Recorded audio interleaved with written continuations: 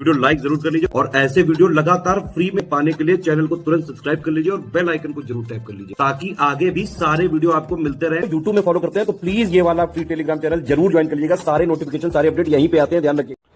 नमस्कार दोस्तों UP PCS 2026 का नोटिफिकेशन आ गया है। अब आप लोग कई लोग नए हैं तो उनको ये पता नहीं होता है कि पोस्ट डिटेल जो होती है वो ये लोग नहीं देते हैं। ये लोग बस नोटिफिकेशन देते हैं कितने पदों पे आया। पोस्ट डिटेल आरटीआई के माध्यम से आ जाता है ना, और फाइनल में जब आपका सिलेक्शन हो जाता है उसके बाद जारी हो जाता है, या नोटिफिकेशन अलग से उसका नहीं आता है ना। तो पहले ये देख लो, जैसे ये देखो, ये 2025 की पोस्ट डिटेल थी जो आरटीआई से पता चली थी। यही सारे पोस्ट फिर आए हैं। अब नोटिफिकेशन में देखोगे ये सारे पोस्ट हैं, पर उनके कितने पद हैं ये अभी आपको नहीं पता चलेगा, क्योंकि पदों की संख्या अभी 500 आई है और ये बढ़ के अभी 1000 से ज़्यादा ही होगी।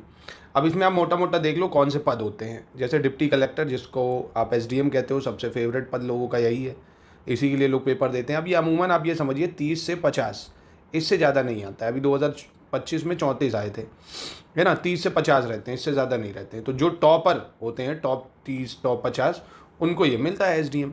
अब इसका ग्रेड पे आप देखेंगे, बहुत ही शानदार ग्रेड पे लेवल 10 है भाई, है ना। और सैलरी वैलरी तो खैर, इसको सैलरी की क्या ही ज़रूरत है, आपको तो पता ही है भाई। डेली मतलब सरकार इन पे खर्चा ही कम से कम डेली के 20-30 50 हज़ार रुपये तो इन पे खर्च होता है भाई। इनका आवास, आना जाना रहना, इनकी सेफ्टी सिक्योरिटी, है ना। तो इससे बड़ा पद तो यूपी में कोई है ही नहीं, आपको खुद पता है। फिर दूसरा सबसे भौकाली पद डीएसपी ये होता है। ये भी पे लेवल 10 पे आता है। इसके भी ऐसे ही पद आते हैं, आप ये मानिए 20 से 30 के आसपास, है ना। इससे ज़्यादा नहीं आते हैं, जो आप सोचो 100-200 रहते हैं। फिर पे लेवल 10 पे ये होता है assistant commissioner commercial tax officer होता है ये, है ना। असिस्टेंट कमिश्नर होता है जो वाणिज्यकर कॉमर्शियल टैक्स ऑफिसर, ये भी काफ़ी भौकाली पद है। पे लेवल 10 रहता है। इनका भी 5400 ग्रेड पे ये भी है ना। ये सब 5400 ग्रेड पे हैं। फिर सहायक संभागीय परिवहन अधिकारी, ये भी बहुत भौकाली पोस्ट है। आप देखते हो जो चेकिंग वगैरह परिवहन विभागों में करता है, ये भी पे लेवल 10 का होता है। कोषाधिकारी लेखाधिकारी, ये भी आपका 5400 ग्रेड पे लेवल 10 पे होता है ना। एक ये पोस्ट हो गई आपकी। कट ऑफ के आधारित, मतलब कट ऑफ के अकॉर्डिंग आपको ये पोस्ट मिलती है। अगर आप लोग बताएंगे तो 2025 नहीं 2024 का जो अभी फाइनल रिजल्ट आया है, पोस्ट वाइज कट ऑफ भी मैं आपको बता दूंगा। अगर कमेंट बॉक्स में आप बताएंगे तो वो भी बता देंगे। सहायक आयुक्त जो होता है उद्योग प्रवर्तन में, है ना, ये भी पे लेवल 10 का है। इसका भी अच्छा ग्रेड पे है, 5400 ग्रेड पे है। खंड विकास अधिकारी, जिसको आप ब्लॉक डेवलपमेंट ऑफिसर बोलते हैं, बीडीओ, ये भी बहुत भौकाली पद है। 5400 ग्रेड पे है, पे लेवल 10 होता है इसका। बहुत लोग इसके अंतर्गत काम करते हैं। फिर आता है जिला अल्पसंख्यक कल्याण अधिकारी, है ना। ये पे लेवल 8 है। इसका ग्रेड पे 4800 रुपये है। 4800 ग्रेड पे है, पे लेवल 8 है ये। जिला पिछड़ा वर्ग कल्याण अधिकारी, ये भी 4800 ग्रेड पे है और पे लेवल 8 है। इसके अच्छा, मतलब मैं कंपैरिजन नहीं कर रहा हूँ कि ये अच्छा है बुरा है, ठीक है, अच्छा ये भी है, पर मैं अगर उस पावर के हिसाब से देखूँ तो इससे ज़्यादा पावर आप लोअर पीसेज में अधिशासी अधिकारी के पास देखोगे। पावर के टर्म में वो ज़्यादा बड़ा है ना। मार्केटिंग इंस्पेक्टर, सप्लाई इंस्पेक्टर, सहायक चकबंदी अधिकारी ये। फिर जिला खाद्य विपणन अधिकारी, ये भी इसी पोस्ट में आता है, खाद्य और रसद विभाग में। इसी में देखो लोअर पीसेज की भी पोस्ट आई है जिला खाद्य और रसद विभाग में। वो 4200 ग्रेड पे है, या 4800 ग्रेड पे होती है, ठीक है। पे लेवल 8 है इसका, ये 6 पे लेवल होता है। ऐसा ही है जिला युवा कल्याण एवं प्रादेशिक विकास दल अधिकारी, ये पे लेवल 8 पे है। ये भी यूपी पीसेस की पोस्ट में आ जाएगा। ऐसे सहायक निदेशक, ये आ जाता है निदेशक स्थानीय निधि लेखा परीक्षा निदेशालय में, 5400 ग्रेड पे। और 13वां विभाग है आपका जिला लेखा परीक्षा अधिकारी होता है। जिला लेखा परीक्षा अधिकारी, ये भी 5400 ग्रेड पे होता है आपका। सहायक अभियोजन अधिकारी जो होता है परिवहन आयुक्त कार्यालय में, ये भी काफ़ी भौकाली पद है। ग्रेड पे 4800 है, पे लेवल 8 होता है इसका। ये भी यूपी पीसेस से बनता है। जिला पंचायत राज अधिकारी, ये पे लेवल 10 होता है, 5400 ग्रेड पे होता है। ये सबसे बड़ा अधिकारी होता है ना। जैसे वीपीओ होते हैं ना, वीपीओ बहुत सारे इसके अंतर्गत हो गए, है ना। सबसे बड़ा पद है ये पंचायत में। उप सचिव हो जाते हैं आवास एवं शहरी नियोजन विभाग में, पे लेवल 10 है इनका, 5400 ग्रेड पे एक ये पोस्ट है। उप निबंधक होता है महानिरीक्षक निबंधन कार्यालय उत्तर प्रदेश शिविर में, ये भी पे लेवल 10 है, 5400 ग्रेड पे है।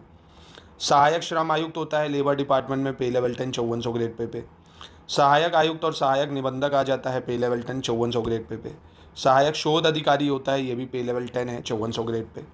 तो सारे ही विभाग अच्छे हैं। जो भी विभाग मिल जाए उसमें आप बड़े अधिकारी हो, है ना। उसमें गाड़ी घर सब कुछ आपके पास है। गन्ना निरीक्षक होता है सहायक चीनी आयुक्त में, पे लेवल 10, 5400 ग्रेड पे। जिला स्वास्थ्य शिक्षा एवं सूचना अधिकारी होता है आपका, पे लेवल 10 है इसका, मतलब 8 पे लेवल है, 4800 ग्रेड पे। श्रम परिवर्तन अधिकारी श्रम आयुक्त में ग्रेड पे 7 ही है इसका।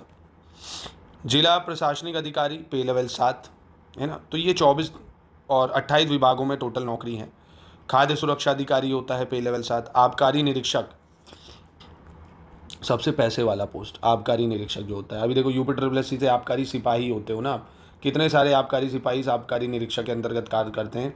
ये कहीं भी शराब के जो उद्योग चल रहे हैं वहाँ पे छापेमारी करके कोई भी कमी निकाल सकता है। तो बहुत पैसा होता है इसमें आबकारी कार्यालय में। पे लेवल 7 है पर पैसा बहुत है।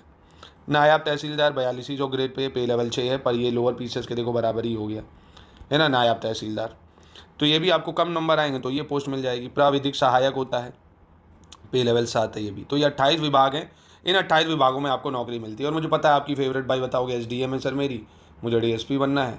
और मैं कह रहा हूँ आपको भागते भूत की लंगोटी मिल जाए इन UP पीसेस के 28 विभाग में, आपको कोई भी मिल जाए वो सब बेहतर है। इसलिए प्री अगर आप निकाल लेते हो मेंस में बस अच्छा उत्तर लिखना आपको आता है ना, तो आप कोई ना कोई पोस्ट पा जाओगे। अगर मेंस का ये मानिए मेरी बात, आपने पिछले कम से कम 6 सालों के मेंस के PYQ को अच्छे से लिख लिया है, प्रैक्टिस कर लिया और करंट अफेयर्स को ऐड ऑन कर लिया GS3 के, क्योंकि GS3 पूरा करंट ओरिएंटेड है, तो आप आराम से कोनो ना कोनो पोस्ट पा जाओगे। हाँ बशर्ते आपको लिखना आना चाहिए, और लिखना ऐसा आना चाहिए कि सामने वाला पढ़ भी सके उसको अच्छे से, डायग्राम बना के करंट अफेयर से लिंक करके, तो चीज़ें हो जाती हैं ना। मेंस में इस बार आपको टाइम भी मिल जाएगा क्योंकि चुनाव है। तो प्री प्लस मेंस की पूरी तैयारी के लिए आप स्टडी फॉर सिविल सर्विसेज का पेड बैच ज्वाइन करके पूरी तैयारी कर सकते हो।